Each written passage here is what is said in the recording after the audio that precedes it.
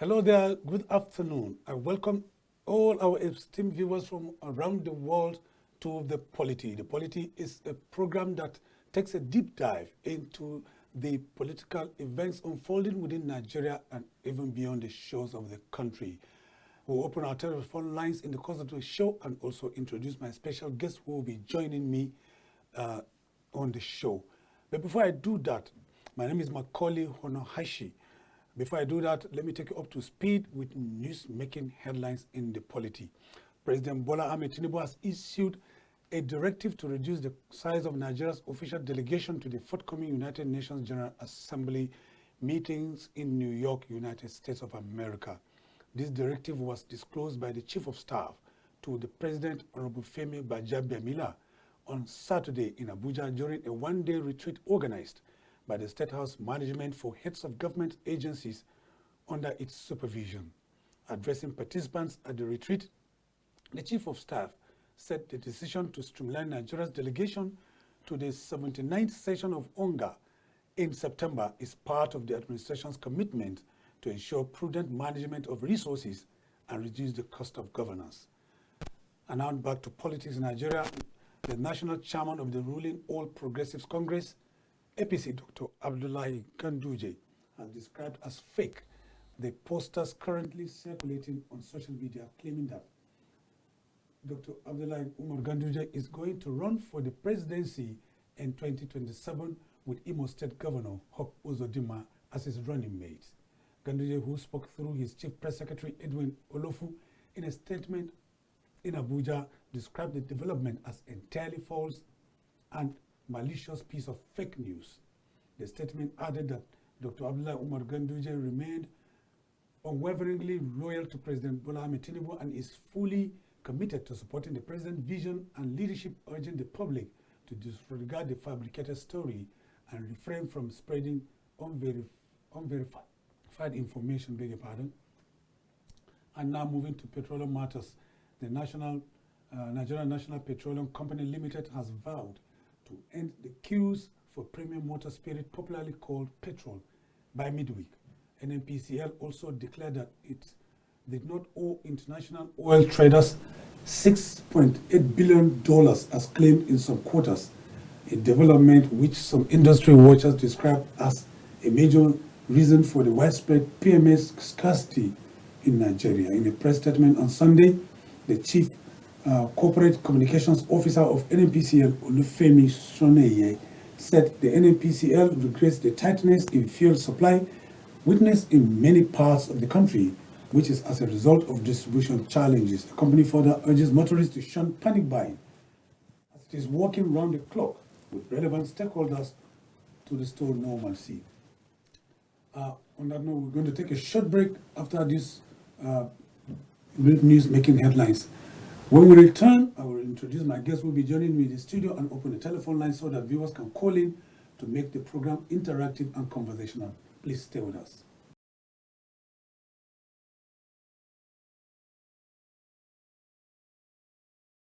You're welcome back. If you're just joining us, this is the Polity live from KAFTAN television studios in Abuja, the nation's capital. My name is Maucauley Hunohashi, and joining me today to take a look at myriad of issues in the polity is no other person than Precious Olofinyokum, and she is a gender advocate and communication specialist. Precious, you are welcome to the polity. Good afternoon, my presenter. Good afternoon, viewers and viewers all over the world. Thank you for having me today. We don't take your presence for granted. Precious, you are a woman of many parts. You are a gender advocate, you are a communication specialist, you are a strategist. Let's start by asking, because there's so much happening in the country. Sometimes we don't know where to start from. Let's start from something that is so biting that affects everybody, and it also affects the economy of the country, because that sector is the one that generates over 90% or 95% of the revenue that accrues to the to the country for development, and that is the petrol sector. To say there's fuel scarcity is no longer anything new in Nigeria, because it has become an integral part of our daily life, our daily experiences. There's fuel scarcity this time around. Yes. How do you feel as a Nigerian? I know you must feel bad. That question is bottled down to the fact that every one of us is feeling the heat. We are feeling the tension. The fuel scarcity in the country is quite alarming, and I think every individual, every parastatals, everybody, including the government, they are affected, because it's one thing for you to have the money, and it's one thing for you not to see the availability of what you want to buy. Because you can have the money and you don't see what you want to buy. In fact, even if you see what you want to buy, the scarcity of it, getting to queue, if you go to everywhere in Abuja now, there is long queue, mostly for petrol filling station that have the petrol, but for some of them that they don't have, there is nothing to sell. So it affects everybody.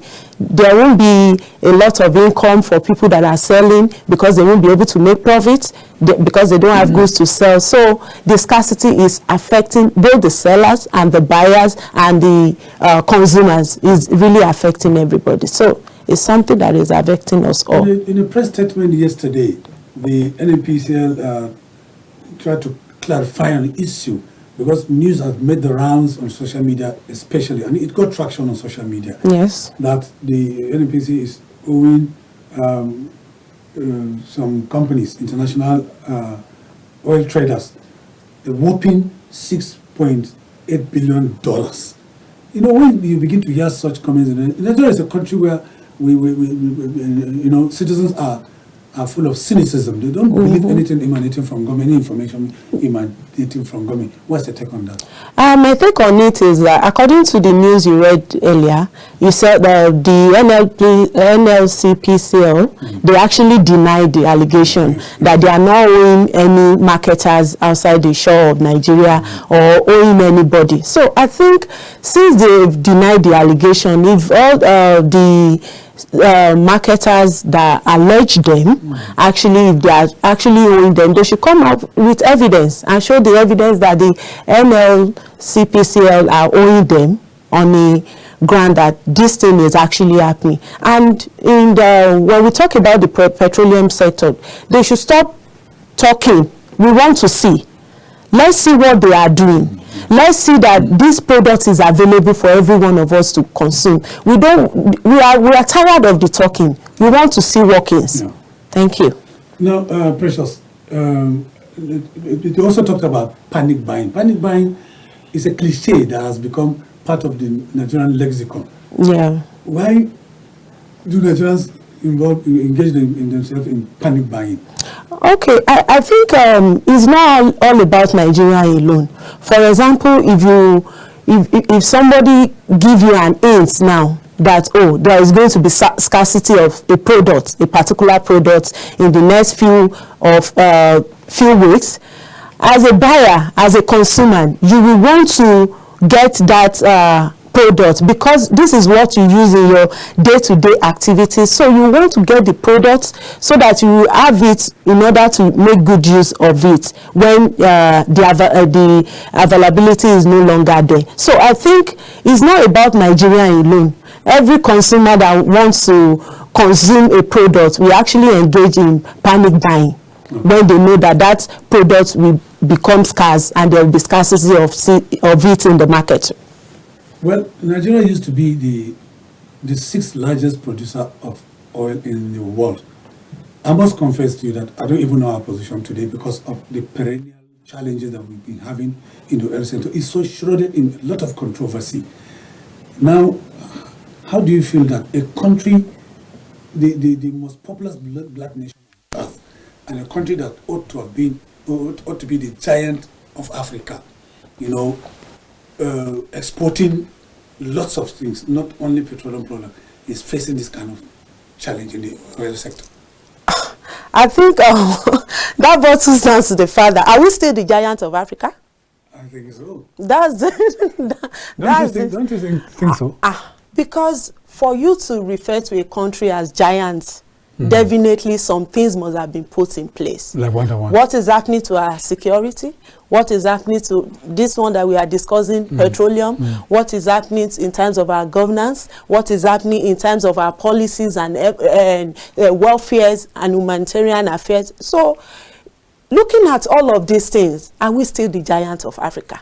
What is happening to our currency in terms of changing it to dollars? So, are the markets, how are we doing as the giants of Africa, so you say? So, in all of this, being a giant of Africa a few years back, and now here we are as one of the oil-producing country in the world. And look at what we are facing. We are even producing it, and we are suffering from it. So, suffering and smiling. So, I think as a Nigerian, I'm not happy with it. Yeah, nobody will be Nobody is happy with it. And I think the government should step up their games. They should help us to put in policies that is going to make all these things available and not going to, and these policies should build the one that will get to the grassroots, not that all those people at the top will be the taker of it all.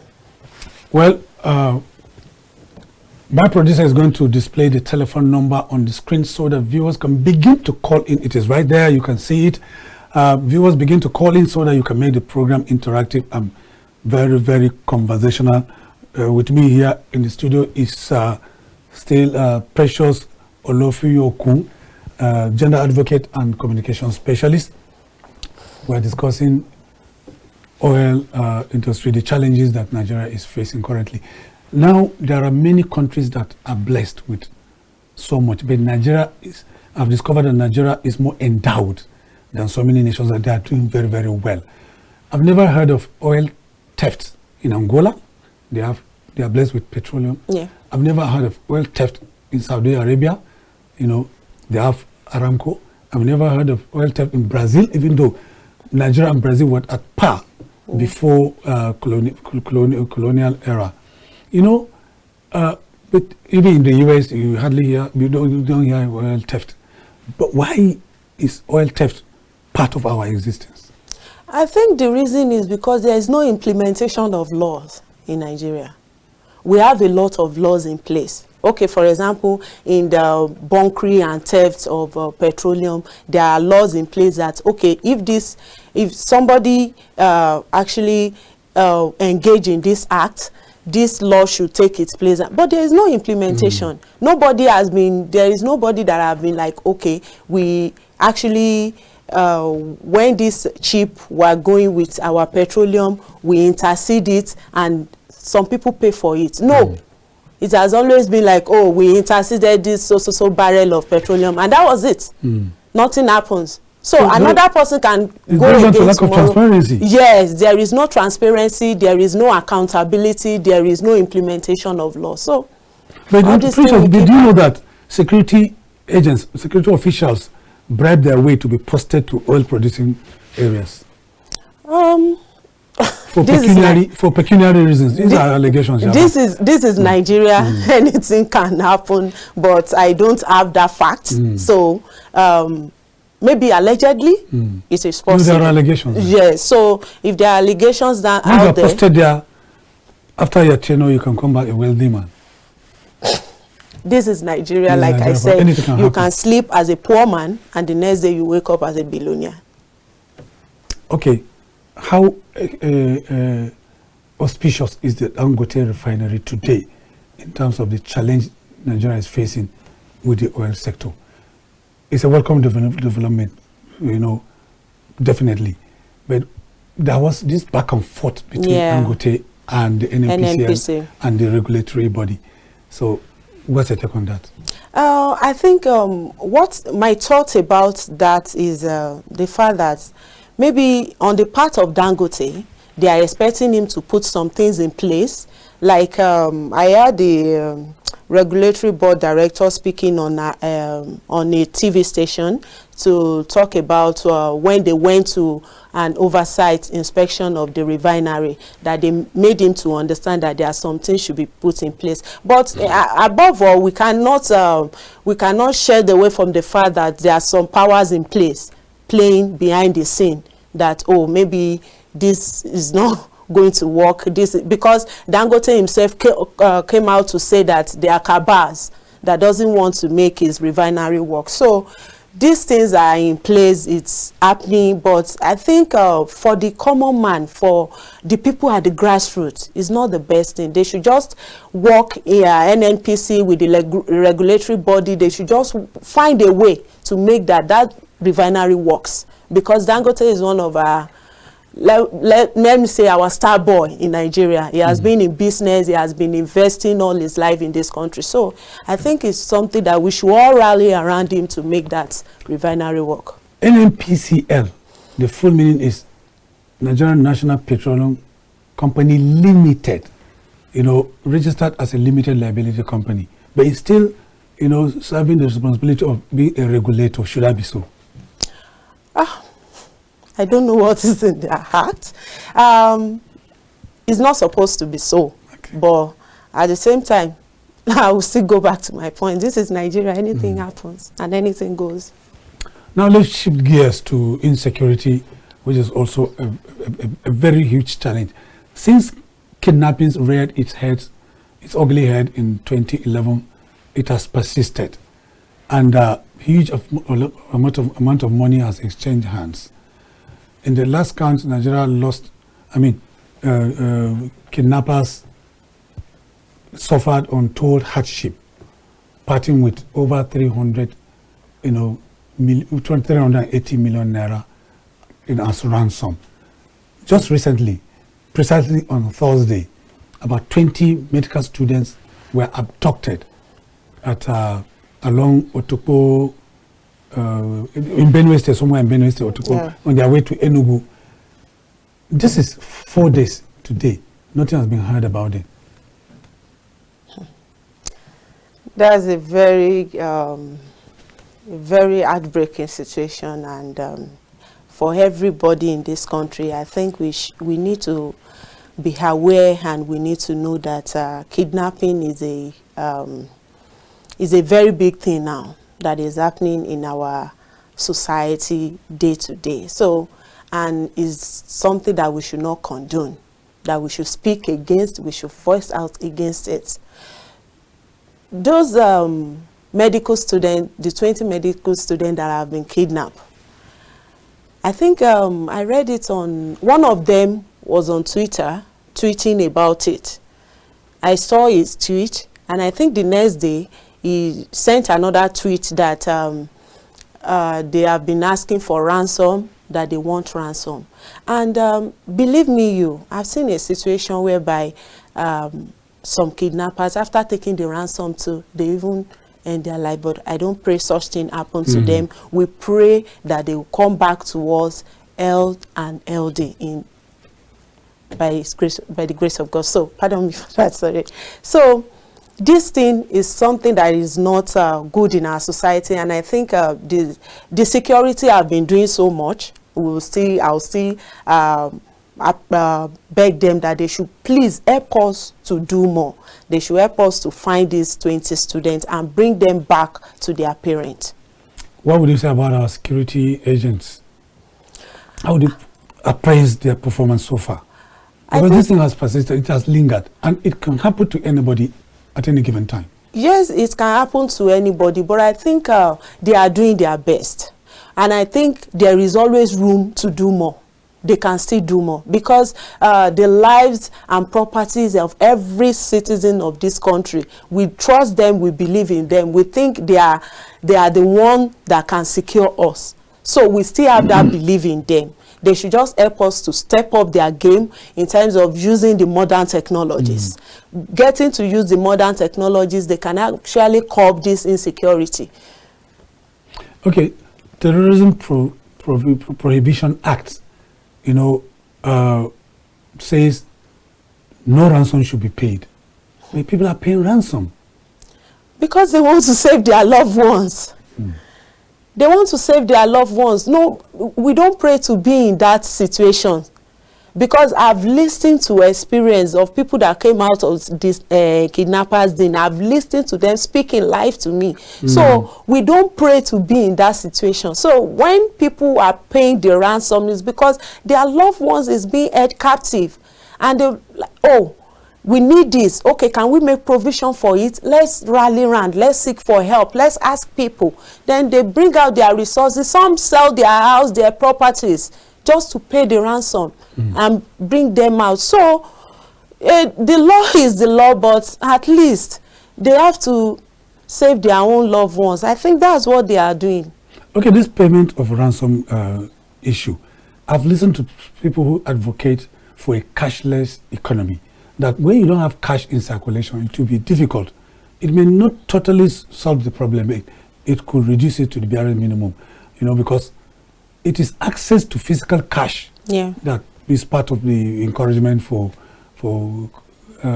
criminal kidnapping for ransom. Exactly. So do you share the view that if the economy goes cashless, it will reduce the request for ransom?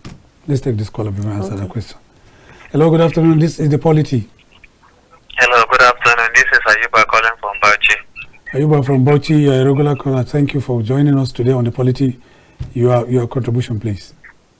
I want to contribute about this kidnapping and the ransom stuff. Thank you. If the federal government can implement a law and can stop the kidnappers from kidnapping, I don't think that the victim will be able to waste their resources for the ransom of their loved ones. But the truth is that the government does not care about the poor masses.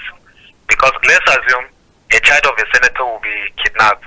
Do you think that the resources that as a poor man will waste for the kidnap of his own loved one, is it the same thing that the senator child or the senator will undergo? I think some things are hidden. Only God will help us in the country. Okay. Thank you, sir.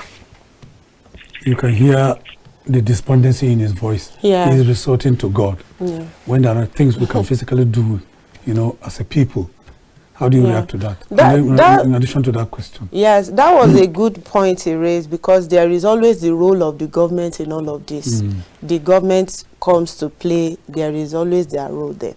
And to your question, that cashless policy can actually curb kidnapping. Yes, it can. That's if we are ready. I think a few years ago, the CBN comes up with the policy of cashless, that the highest that you can get is 5 million as an individual, and as a corporate individual, you are to get 10 million. 10 million. But is that in place today? No. Are they implementing it? That's why I said implementation of law is out of it. So we have the best laws. Country. How to implement it is our how to implement it is our main issue. We have a lot of laws in place.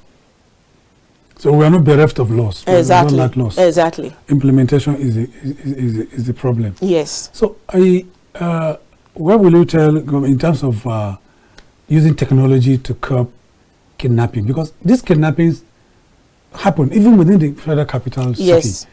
Other countries have conquered or have solved or have surmounted the challenges of kidnapping using technology. Yes. And that technology is in the open market.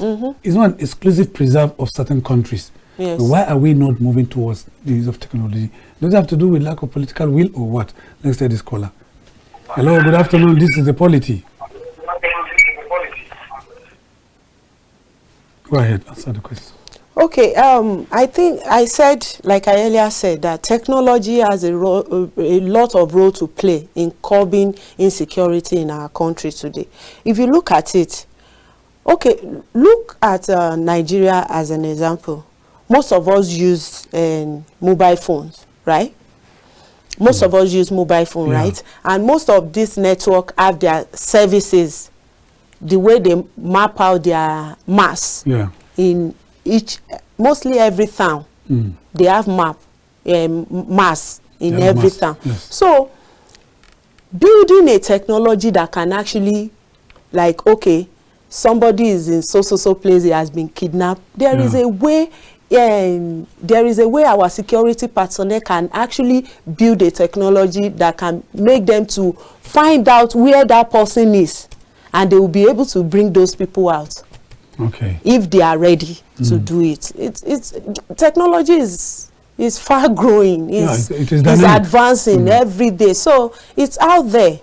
It's out there. Many people believe that our security, agencies are overstretched and overwhelmed because of the number. And these kidnappers, most times they don't keep their abductees in residential apartment. They take them to the forest.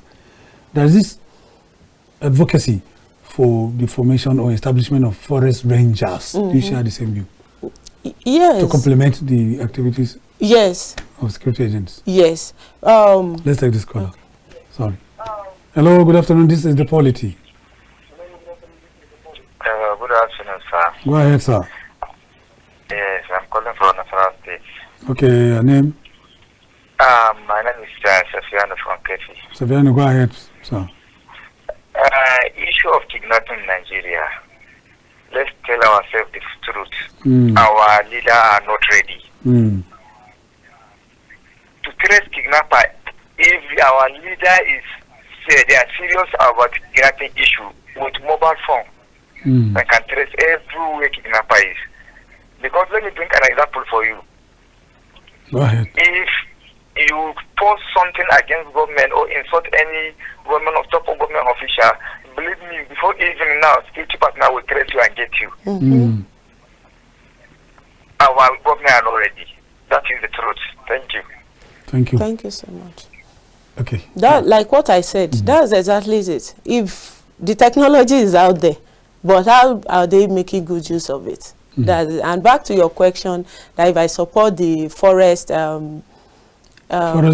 forest rangers, yes, because at the end of the day, okay, look at I think it has actually helped in the southwest, the emancipation of Amotekun by the late governor of Ondo State, His Excellency Arakuri Rotimi Akeredolu, that he established Amotekun. And these are the people, and he makes sure that for you to become an Amotekun, if you are in Ondo State, maybe you must be from a town, like the town that you want to be posted to, that's your town. So you know the route, you know the crews and crannies of that town for you to be able to be recruited into that agency.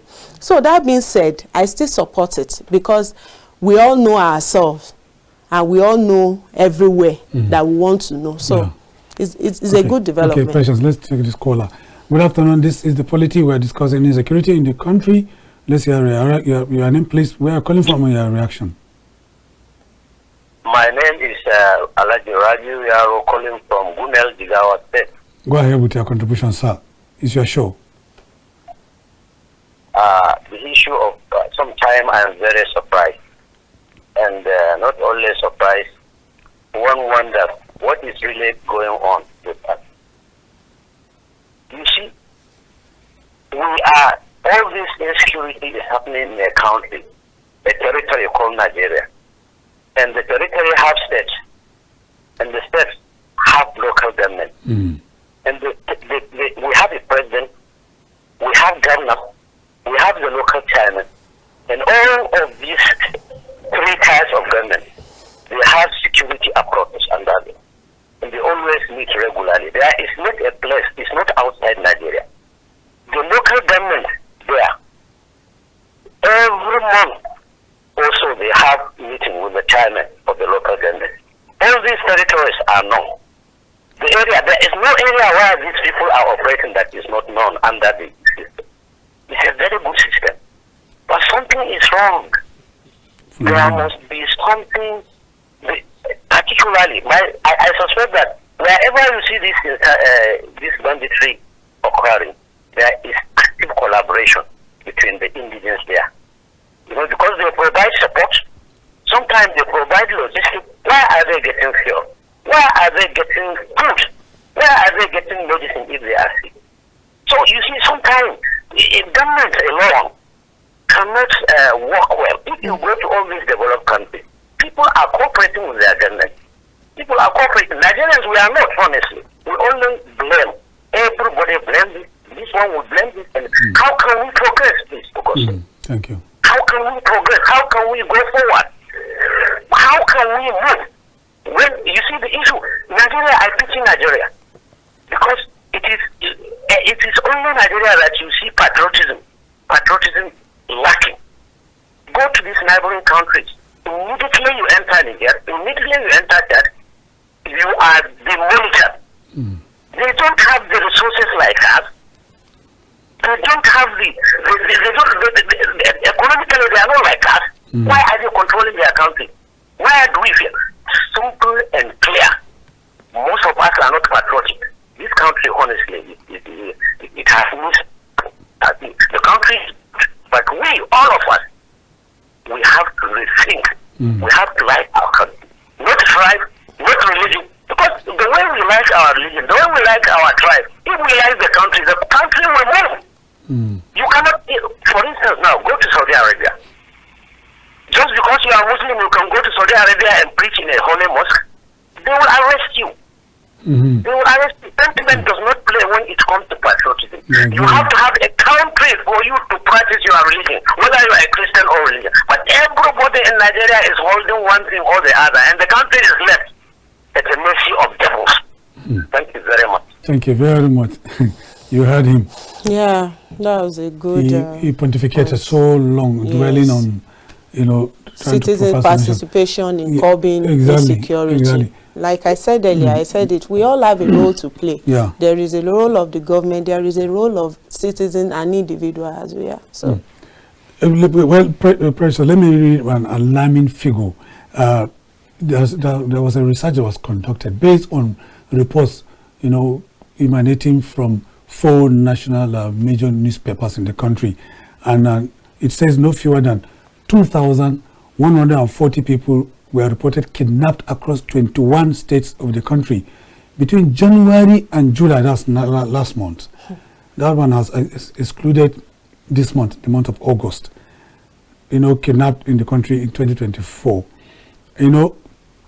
I say over the course of 7 months, gunmen reportedly kidnapped 193 people in January, 109 in February, 543 in March, 112 in April, 977 is in May, 97 in June, and 117 in July, totaling 2,140.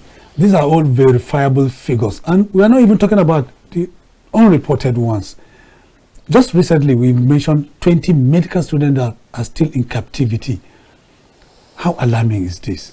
And we seem to be playing with kid gloves or addressing it with levity. It's very alarming. Quite the way you are reading the figures, I was even shaking. It's unbelievable. Because it's unbelievable.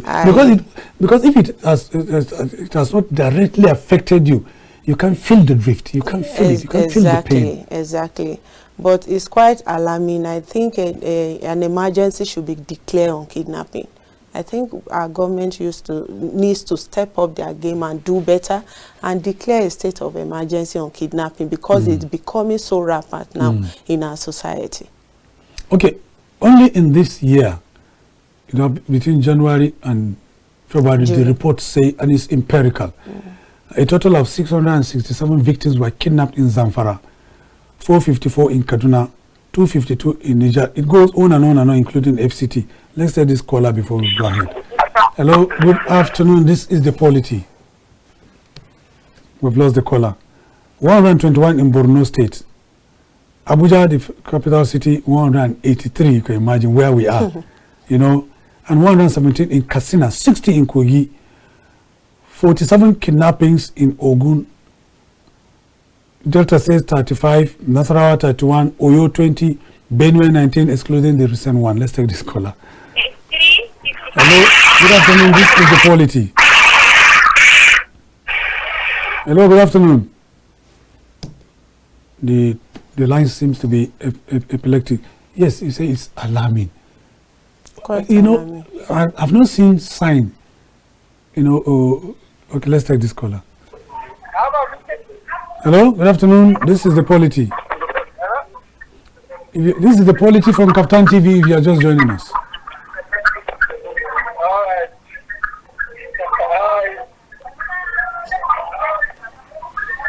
Hello, go ahead.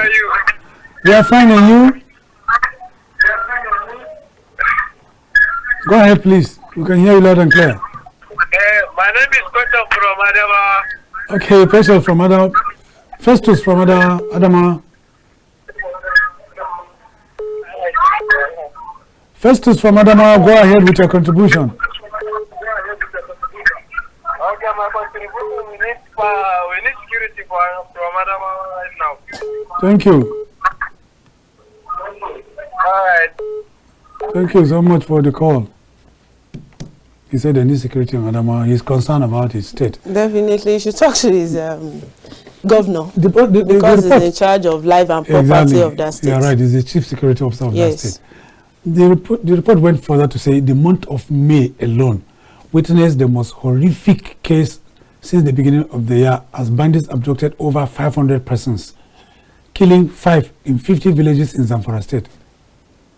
Okay, let's take this caller. Hello, good afternoon. This is the POLITY from KAFTAN television. Hello, good afternoon. This is Joe. Okay, go ahead, Joe. From where? From Edo State, Onwa East, local government precisely. Okay, go ahead. Go ahead with your contribution. Please, the issue of insecurity. Yes. Nigeria have to take it very serious. Okay. Most especially this government that we have, they are not doing anything regarding insecurity. You think so? Nigeria declared, the federal government declared a capital punishment on kidnapping. That's when we have to. Okay. Okay, look at during February, all the kidnappers they arrested, none of them were tried in court. Okay, the one they have been arrested, where are they? Where are they kept? They were given. They are kept or where? Pressure said they were given amnesty. Oh, he asked a question. Where are they? I think there was a time that they said some of them renounced and they came with their equipment and they were given amnesty. Then they were rehabilitated. Reintegrated. Yes. So that was during the tenure of our immediate past governor. So we saw it on national TVs there. Okay. Let's take this caller. Hello. Good afternoon. This is the POLITY. Hello. Go ahead. Hello. Yeah, well, go ahead, please. Your name and where you're calling from. Morning. My name is Jamari. Your name? What's your name? Jamari. Jamari, go ahead. We can hear you. Okay. Serious. Nigeria is in need of security. Okay, we all know that. Because killing of children is too much. Killing of people is too much. Okay. Yes, if you can, help us. We need help, serious. Okay, thank you. You know, kidnappers. I am a northerner. First of all, I'm a Nigerian. But we all come from, ancestral homes. And by providence, I'm from the north. When I look at the army of unemployed youths and the younger ones that are coming, called Almajiris are students in Arabic, but it is wrongly interpreted to mean street reprobates, to mean beggars. And it boils down to lack of education by the people that ought to provide that education for those that don't know to be enlightened. And the number of out of school children is even more in the north. Yeah. These are willing tools. Don't you think so? Yeah. Don't you think so? These are willing tools, futuristically speaking. Yes, they are. Because without proper education, the child is vulnerable to do a lot of things that is not of good behavior. So in doing all this, it opens them to all these bad habits. Okay, let's take this caller. You'll continue on that line of thoughts. Hello, good afternoon. This is the POLITY for KAFTAN TV. Go ahead. Pressure, we lost the caller. So it opens them to bad habits, joining of gangs, and engaging in bad habits that smoking, drinking. Because they are not in tune with values. Yes, because they are not in tune with values and they don't know what patriotism is all about to one's country. Okay, let's take this caller. Good afternoon. This is the Polity from KAFTAN Television Live. Good afternoon, sir. Yeah, good afternoon. Go ahead. Your name, please, and where you're calling from. My name is Dehem Vitalis, calling from Benue State. Benue State. Go ahead. Okay, the issue of insecurity in Nigeria here, these people don't want to resolve it. As me talking to you, I've tried for the Nigerian police force how many times? Could you please, hello, could you please help us turn down the volume of your TV? Turn down the volume of your TV and then continue. It's your show. Okay, go ahead. Thanks. Thanks for doing that. For me, talking to you, I've tried Nigerian police for how many? Like 4 times. Nigerian army, 3 times. Immigration for once. Then custom for once. And if I go there, they will say age something. They will not look at the physical. That's the challenge we are having, sir. Okay. Thank you. You know, he's talking about systemic failure. He said he has tried to join the police 3 times. He has tried to make efforts to join the army 4 times. He has tried to join immigration and custom once, respectively. But to me, he's talking about systemic failure. Yeah. Well, if someone is qualified, roundly qualified, he says square peg that perfectly fits a square hole. Why can't he get it? I think that still boils down to the fact that doing the right thing as citizen and as government. Okay, for any recruitment, they have their qualification. Yeah. And we know how recruitment is done in this country. It's not about what you know. It's about who you know. So you might have the physical ability, you might have the certificate, you might have everything, and you may not be given a job. And if you don't know who is who, so it's a matter of who is who you know. In fact, there are some people that they are not physically capable, that they will get the employment as far as they know who is who. So that boils down to the fact that we need to do the right thing in this country. We just need to do the right thing. A lot is wrong. A lot is absolutely wrong. We need to do the right thing from the government angle, from the citizens angle. We need to do what is right at every point in time. Next caller. Hello, good afternoon. This is the Polity. Good afternoon, sir. I'm coming back, please. I'm sorry. Go ahead. I'm not... no, yes. Go ahead. It's your show. Go ahead. My first comment about patriotism is the foundation of every country. But if we are talking about solutions, ways, why is it that people are advocating for state police? Maybe they are thinking that the police will be closer to the environment and the people, the local people. And so many debates about state police, political and social and all this stuff. But you see, even without the state police, community policing is very effective. The collaboration between the local population in the border areas, in other areas, will play an important role in getting information.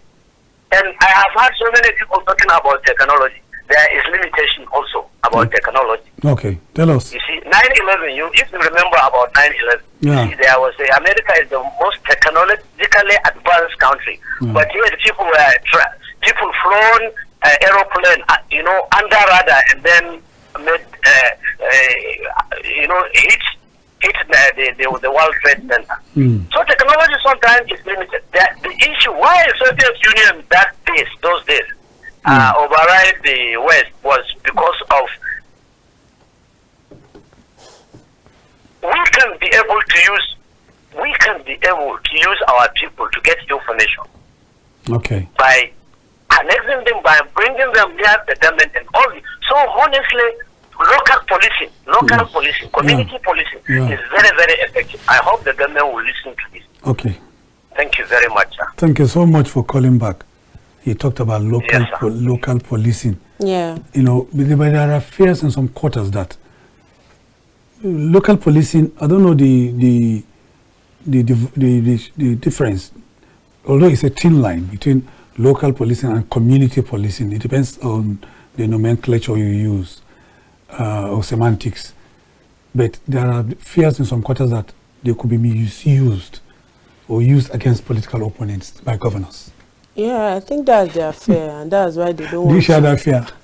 Definitely, because you can imagine what will happen in Kano. Exactly. What do you call it? Exactly. I think that's their fear, and they don't want to go through that route. Okay, let me ask you, the increasing rate of kidnapping may have contradicted a recent claim by the Inspector General of Police that has a huge reduction in crime across the country. What do you think?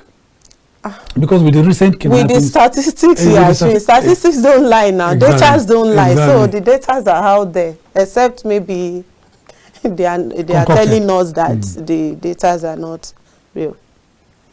Okay. Now, let's shift gears.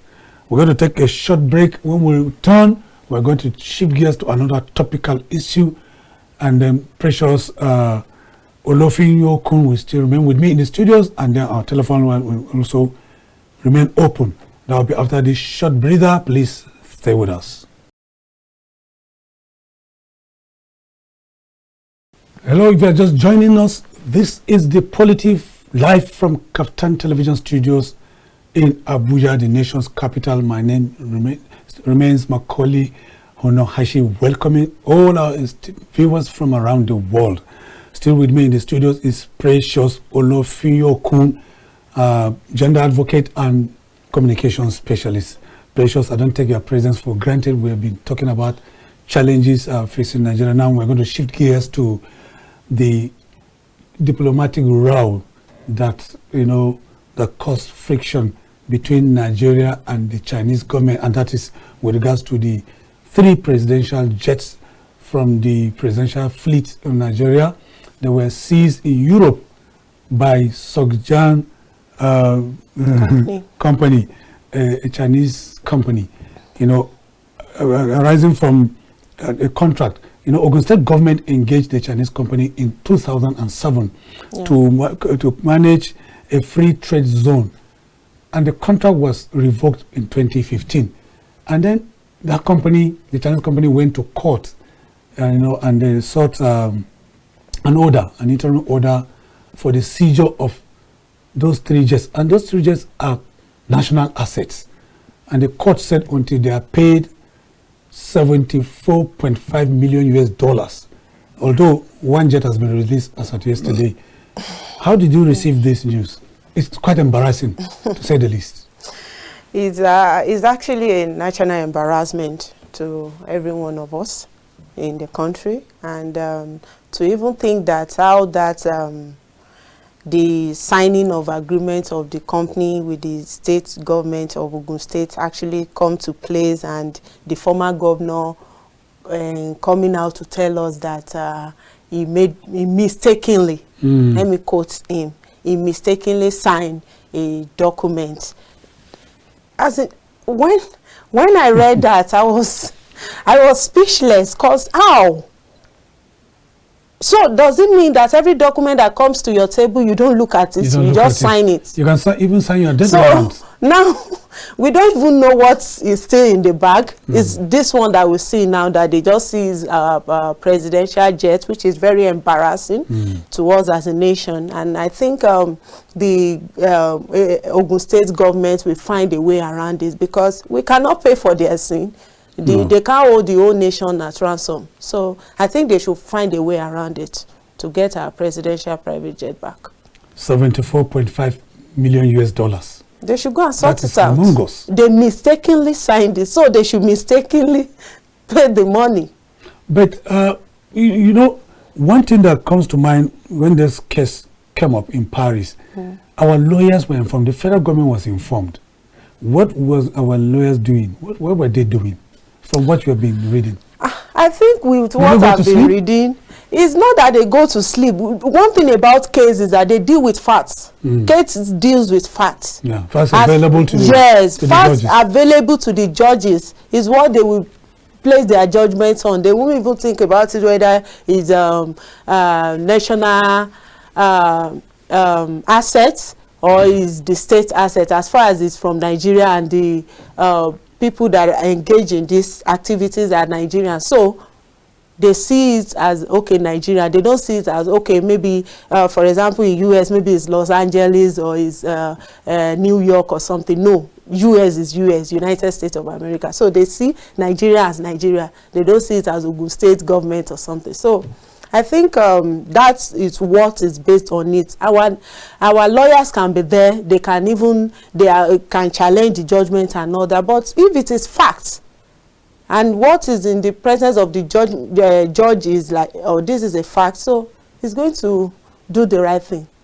There's this thing that is called bilateral investment treaty between China and Nigeria, which the companies, that's Zhongshan company initiated, you know, and it's an investment treaty, which the arbitration panel in Paris used to rule, to give the ruling that Nigeria was in breach of its obligation under the China-Nigeria bilateral investment treaty. And that was why they awarded that against Nigeria, not even against Ogun State government. Yes, it's would you say they were, okay, in reaction, Nigeria said they twisted, that the company twisted the tribunal. Do you agree? I don't agree with them, because when you look at it, the contents of this document, we don't even know the agreement that was made. We don't see the agreement. For a former governor to come out and said he mistakenly signed. So what is the context of that? Maybe it's even Nigeria. Do you understand what I'm trying to say? We can't say, maybe it's not even Ogun State that was included. It can be even Nigeria. So we don't know the context of that, the content of that agreement. If we know the content of the agreement, then we will know whether they will be they will be dealing with Ogun State or Nigeria as a whole. But as it is embarrassment for all of us. I quite agree with you. It's embarrassment for all of us. Now, Precious, let's talk about women participation in Nigerian politics. Give us a general appraisal. After Beijing declaration, 1995, where you people, luckily you got 35% affirmative action. Yeah. You all came back. Many countries have implemented and many have not. Even within many countries, some states haven't yet implemented. Give us a general appraisal of the journey so far.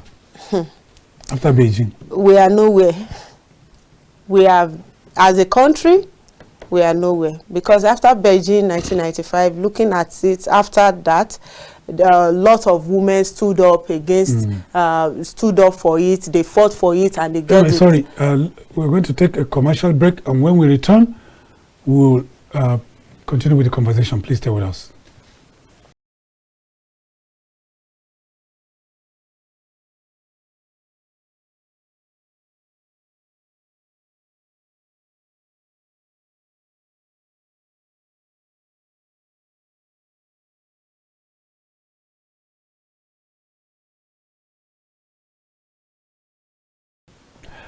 Thanks for rejoining us. This is the Polity. We are discussing women participation in Nigerian politics and appraisal of the journey so far after Beijing 1995, where you got 35% affirmative action.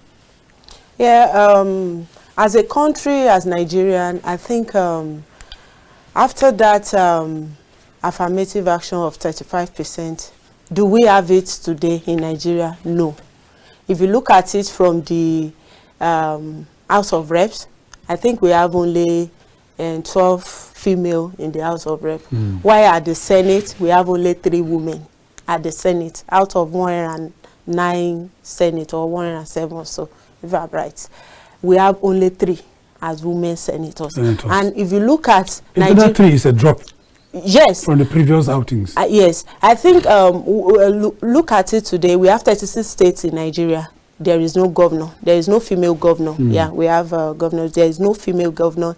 And in some states, they've not even produced a deputy governor. Some states has never produced a deputy governor. We have a female deputy governor. And they are not contemplating. And they are not contemplating of giving it a try. We were so close to having a female governor in the last general election from Anambra, Adamawa State.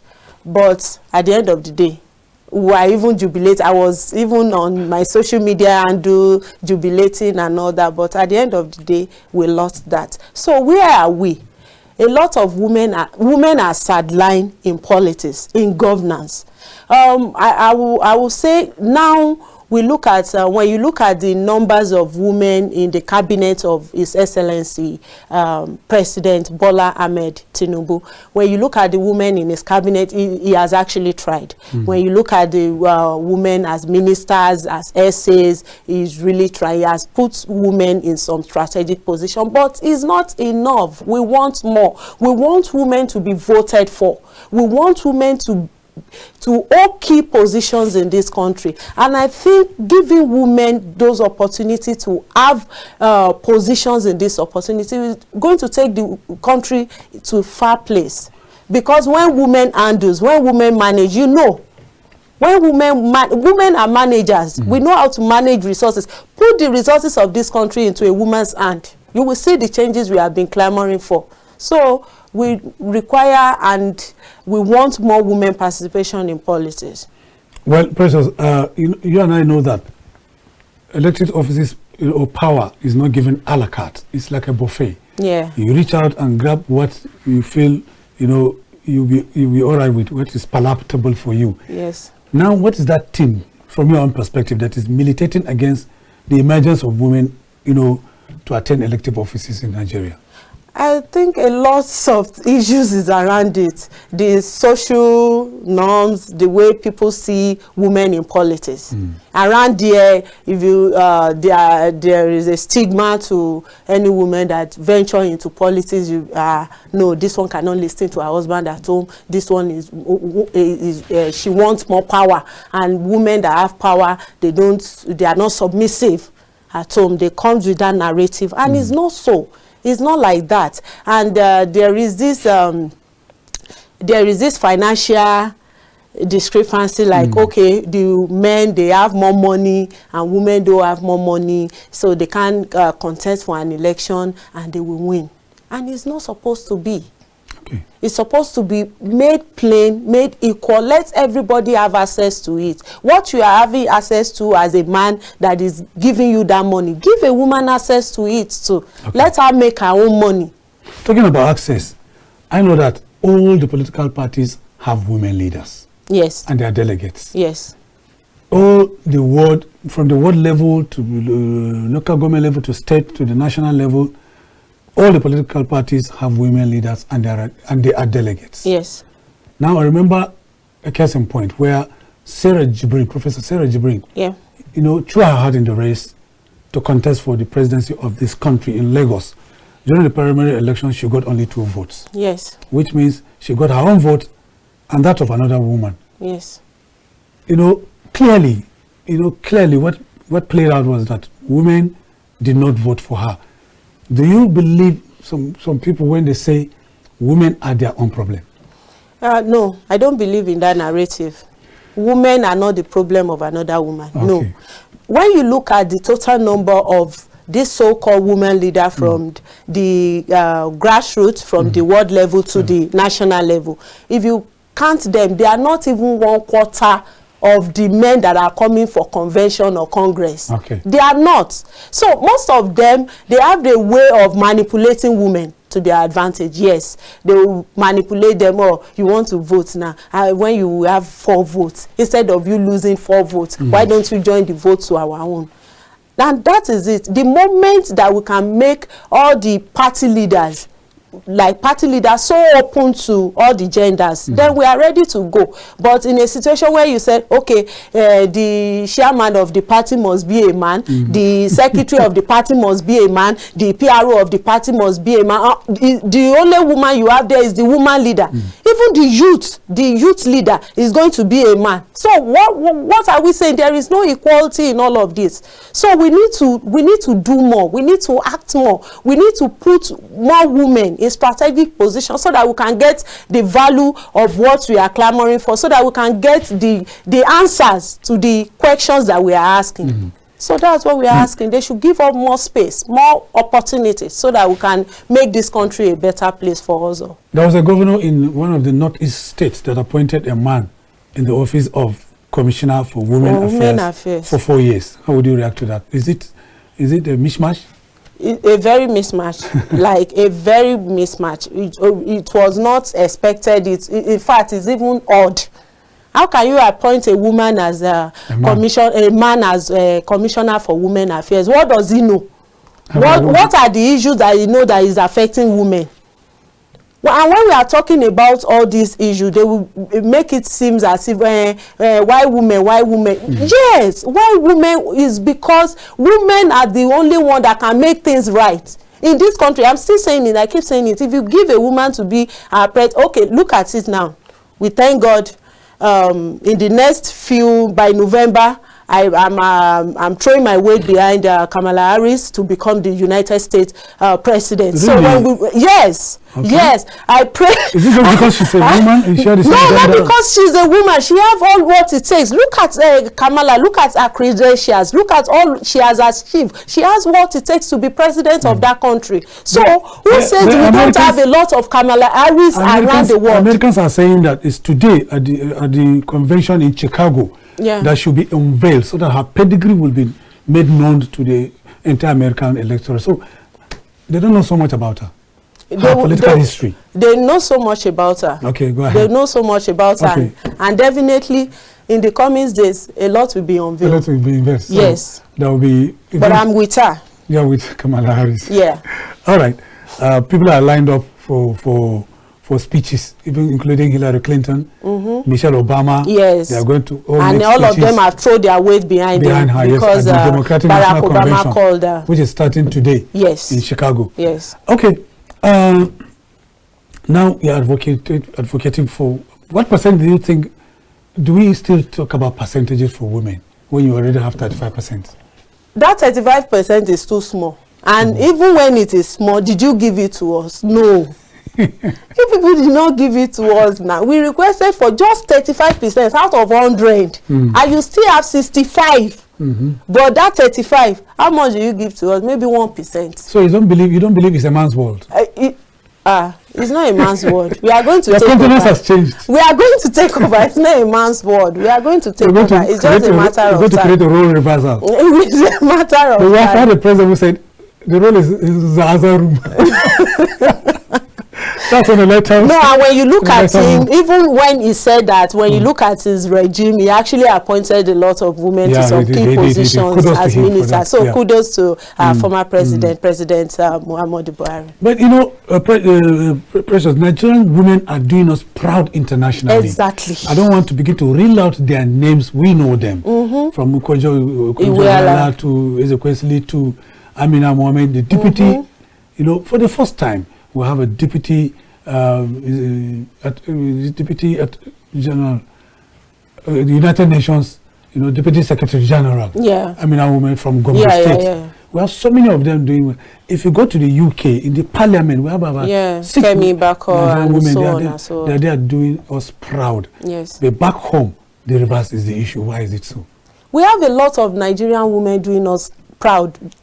In this space, in this country, we have a lot of them. I'm one of them. Yes, we are. It's just that some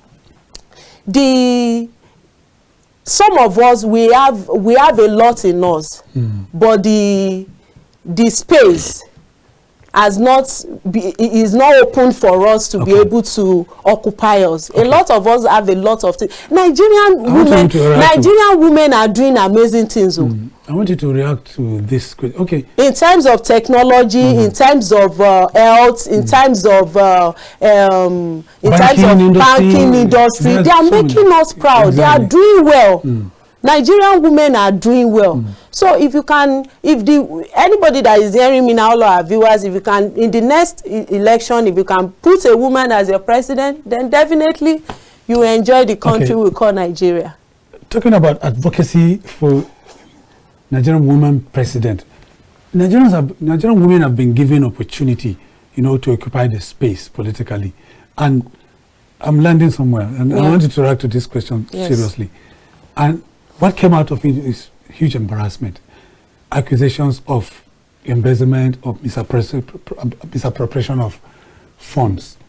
And I don't want to be mentioning names. We want me to mention, I can mention the most recent one, Humanitarian Ministry. We have had a minister, another one is in the Senate. They are facing EFCC. How would you react to that? Okay.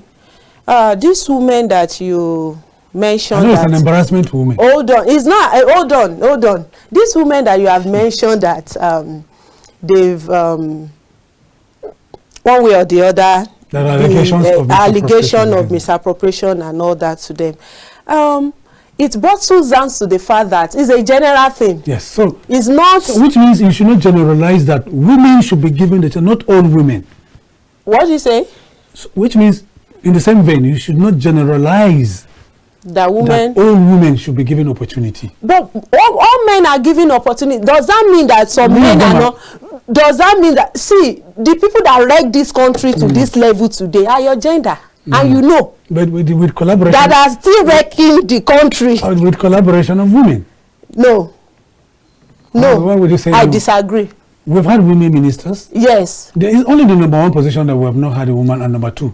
Yes, we've not had women president, we've not had vice president, we've had number 8, and it's covered and remove him, so remove her rather. So it's not. Where is the proof today? Okay, look at the recent one that you mentioned, Betta Edu.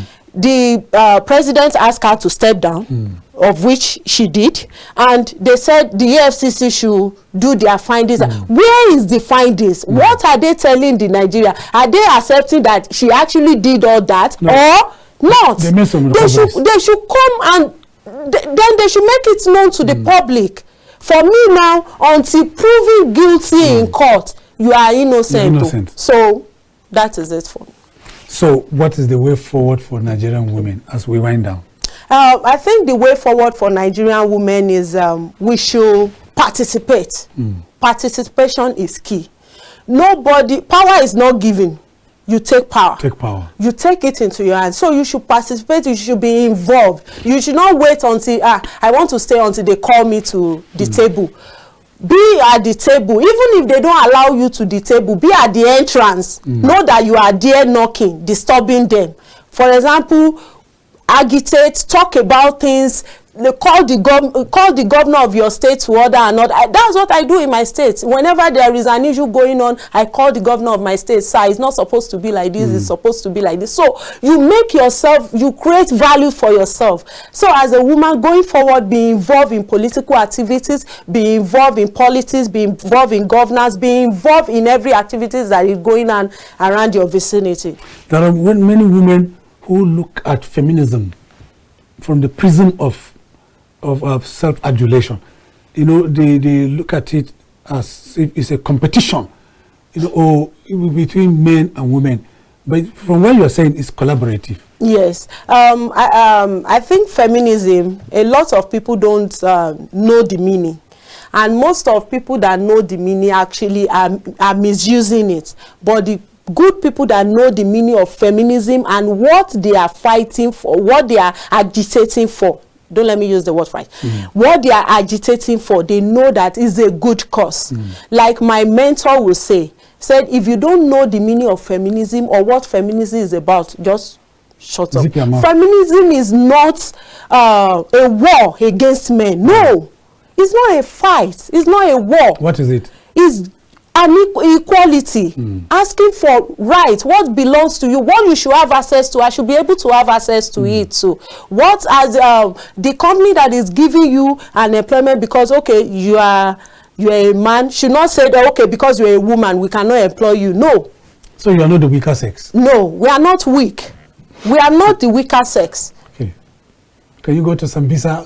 Take off. Yes. Yes, we have a lot of kudos to all our women in the army that are fighting the front, fighting on our behalf. We have a lot of them there. Lots of them there. Yes, and they are doing amazingly well. You go to civil defense to see all of them. Yes, we have them in civil defense, in custom, in police, in immigration. So we have pilots, we have a lot of them. Women are doing us proud. Let's take our last caller. Thank Good you. afternoon. We're talking about Nigerian women's participation in Nigerian politics on KAFTAN TV. Okay, good afternoon. My name is Abdurrahman. I'm calling from Ida in Niger State. Abdurrahman, go ahead with your contribution. Okay, thank you. She has spoken and spoken well because from all indication, even from Ida, we have seen a woman whom has been tremendously doing well to the extent that we will not mention her name twice in Ida. As we are speaking, she has a cooperative called AFHAB. So she has been doing well with women. She wants to get to the grassroots so that she can carry everybody along. This woman, as we speak, she is part of the present administration in Niger State administration cabinet. She is one of the appointees in the state government, what is it called? She is doing well. We want this type of people to get to the national level, for them to have synergy with people that will help them so that the things will come down. Thank you very much. That is the little I have to say about this great woman we have in Bida here. You don't want to mention her name? No, her name is Ajia Aisha Ndazwingi. She is half CEO and as well the Niger State Woman Mobilizer. That is the coordinator to the Niger State government. Okay. Thank you so much. Thank you, Abdurrahman, for calling from Bida, Niger State. Look at it. We have it there in Niger State. So well. The testimonies these are the kind of things there that should be replicated. Yeah, exactly. Exactly. They should give us that space. We have all what it takes. Okay. Well, that's how far we can go on the size of this package today on the polity. I thank Precious Olofinyokum, gender advocate and communications specialist, for coming onto the polity. Thank you so much for coming. I don't take your presence for granted. Thank you so much for having me. I appreciate you, and I look forward to more of this conversation. Very soon I'm going to invite you again. Thank you. I thank we thank our various callers who call in to make the program conversational and interactive. Until we meet again next week, tomorrow, God willing, my name remains Maucauley Hunohashi saying, thanks for being there and bye for now.